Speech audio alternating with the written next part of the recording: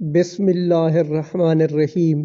ابو ہریرہ رضی اللہ عنہم سے روایت ہے کہ رسول اللہ صلی اللہ علیہ وآلہ وسلم نے فرمایا، روزہ دوزخ سے بچنے کے لیے ایک ڈھال ہے، اس لیے روزہ دار نہ فحش باتیں کرے اور نہ جہالت کی باتیں، اور اگر کوئی شخص اس سے لڑے یا اسے گالی دے تو اس کا جواب صرف یہ ہونا چاہیے کہ میں روزہ دار ہوں۔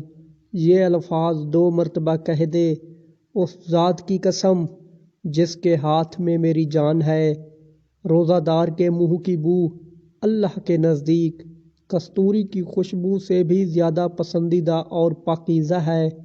اللہ تعالیٰ فرماتا ہے، بندہ اپنا کھانا پینا اور اپنی شہوت میرے لیے چھوڑ دیتا ہے، روزہ میرے لیے ہے اور میں ہی اس کا بدلہ دوں گا، اور دوسری نیکیوں کا ثواب بھی اصل نیکی کے 10 گنا ہوتا ہے۔